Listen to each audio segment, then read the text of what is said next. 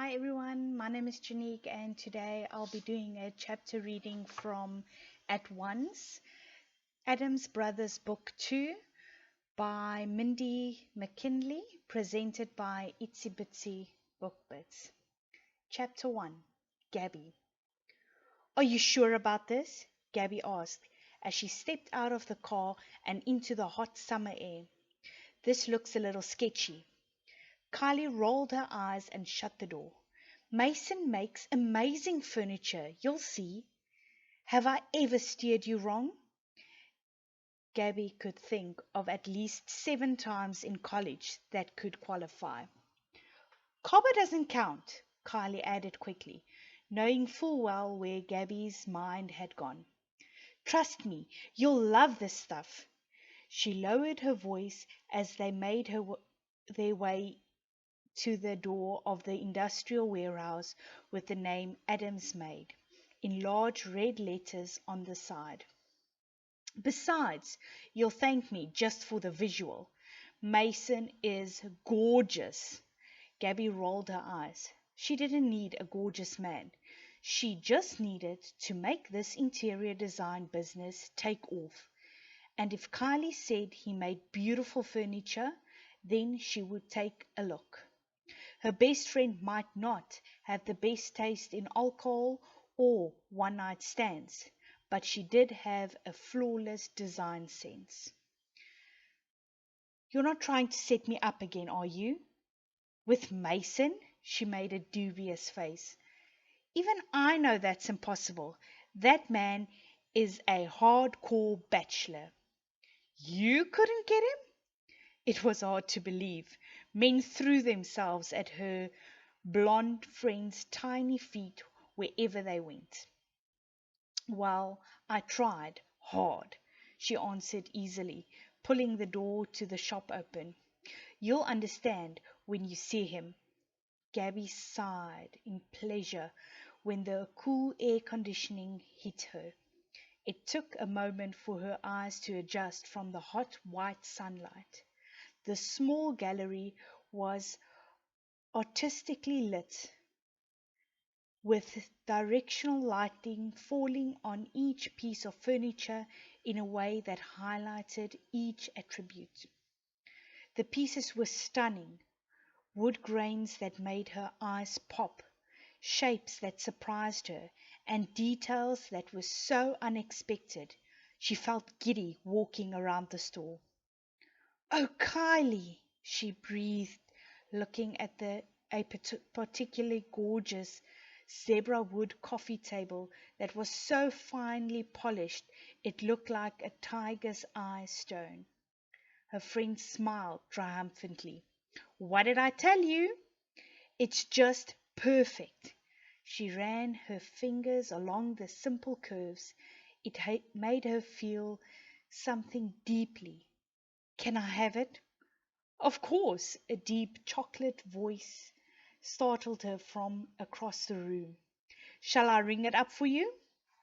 Fingers still on the table, Gabby looked up to find the most gorgeous man she had ever laid eyes on, leaning against the door frame that separated the gallery from the workshop. "Holy shit!" He grinned at her. His green eyes were a piercing contrast to his dark hair. His massive arms strained the sleeves of his threadbare cub shirt, and his well-worn jeans fit perfectly around his toned waist. Kylie had not exaggerated. This man was... Kylie shot her a knowing look, which she promptly ignored. "Mason," Kylie gushed, moving forward to shake his hand. "It's so good to see you again." He took her hand in both of his, and Gabby could see Kylie swallow from the contact. "Kylie, it's always a pleasure." He nodded toward Gabby. "And who have you brought to my humble shop today?" Gabby blushed. Fucking blushed when he looked at her, which made her blush even further. God damn it!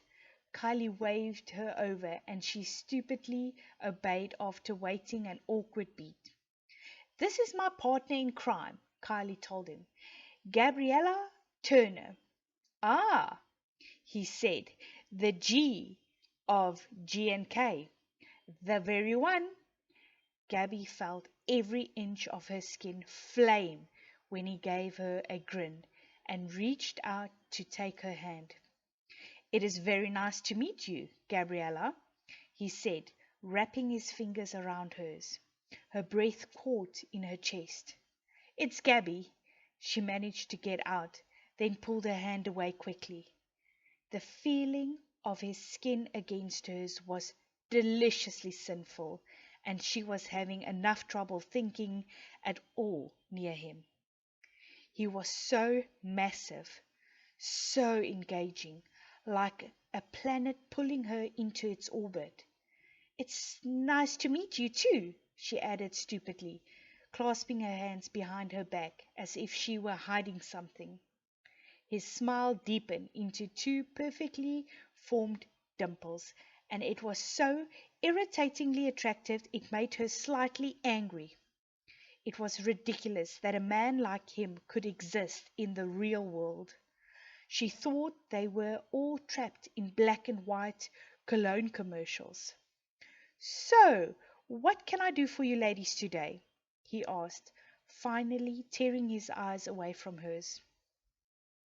We have our first big client, Kylie told him proudly. An entire Gold Coast Victorian. He let out a low whistle. Nice. That is a huge undertaking. You have no idea, Kylie answered. It practically had to be gutted. Plus, the client is. She looked at Gabby for help. Slightly irrational and aggravatingly impatient. That's it, Kylie said. Mason chuckled. It was deeply musical and rolled through Gabby like an electrical current.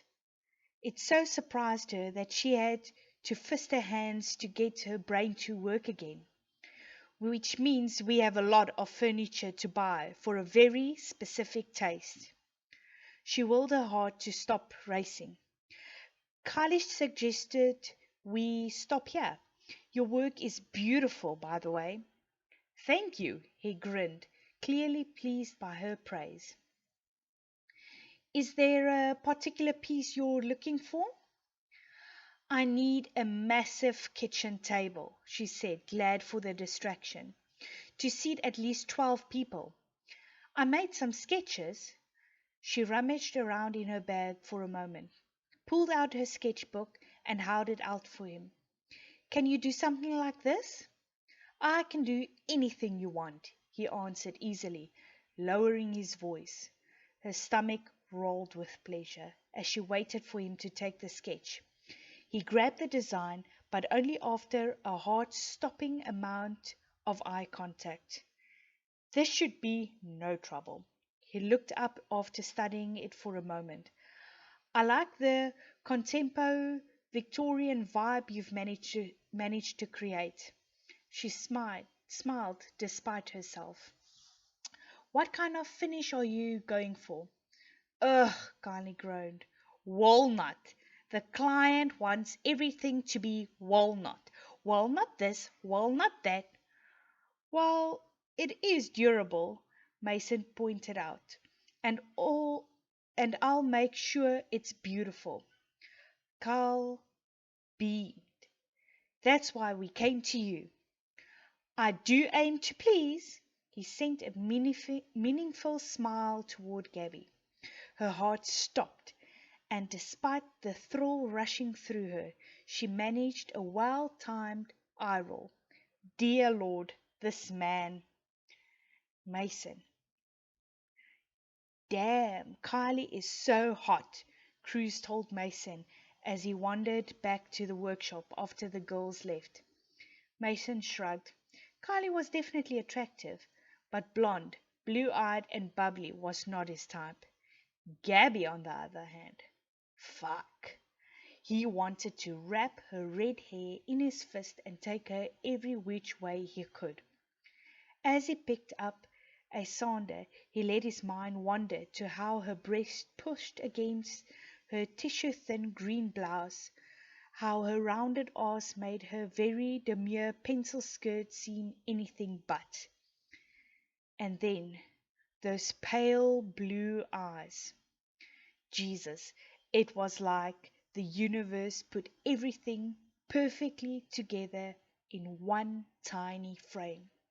She didn't even come up to his chin. He loved that. He would let her climb him any time she wanted. He sighed as he worked at the machine over the tabletop. It didn't matter. She was clearly not available. It wasn't as if she had a ring on her finger, but the vibe he got from her was definitely closed off. And he wasn't going to put a lot of effort into pursuing anyone if he didn't have to. He had plenty of other women lining up to take her place. "Want to grab a beer after work?" Cruz asked when he shut off the sander a few minutes later. "Yeah, man, let's hit Dubs." He checked his watch. "Actually, if you're done for the day, let's get out of here now. I'm not going to stain this baby until tomorrow." "Cool. It'll be done in about I'll be done in about 10," Cruz answered. Mason went around the workshop and made sure all the machines were shut down, checked on a few of the staining and lacquer jobs his other employees had been working on, and when he was satisfied, met Cruz at the front. He felt a bubble of pride from in his chest when he locked the door to his building. His. That never got old. He had taken this business from his garage to a full-blown operation in the span of 5 years, and things simply continued to get better. His success had everything to do with the people he surrounded himself with. He was picky, and it paid off. Cruz was his best friend and right-hand guy. He'd been by his side since day one and had been every bit as responsible for the success of Adam's maid as he had been. He was lucky and he knew it. "Do you think you could get me her number?" Cruz asked as they sat down at the bar at Dub's. "Who?" "Kylie," he answered as if Mason was stupid. "You know, the blonde with the big—" He held his hands up to indicate her chest. He laughed. "I'll ask her if I can give it to you." Cruz shook his head. "I just can't stop thinking of her." He sighed, which would have been depressing if he hadn't immediately followed another blonde with his eyes. Mason chuckled. Cruz had no trouble with women. His Latin lover thing worked very well for him. Chicks loved that shit. Dark hair, dark eyes, accent. He had seen women actually fucking swoon when he spoke in Spanish. "All you can think about, huh?" Mason asked, amused. Cruz grinned. "It could have been her man. I had to be sure." "Right," then caught himself staring a little too hard at a red head across the bar. "Well, shit. I saw that," Cruz called him out, clearly amused. "So it was the little redhead that caught your attention." He shook his head. "Can't say I blame you. Did you see her ass?" Mason nearly choked on his beer. Did he see her ass? What kind of question was that? It was the first thing he fucking saw. He felt himself harden slightly at the thought. Yeah, I saw. I'm not blind." Cruz laughed at his discomfort, more than ready to change the subject. Mason put his beer down and sobered his expression. "Anyway, how's your family?" His friend's face fell a little. "Mom is doing better." He spun his beer bottle on the bar top, not looking up. "Still haven't heard from Dad and Veronica." He sighed. "That depends on the day. With any luck, she'll graduate in May." Since Cruz's father had gone back to Mexico 6 months ago, no one had heard from him. His mother was in and out of the hospital with kidney failure, and his sister was still in high school.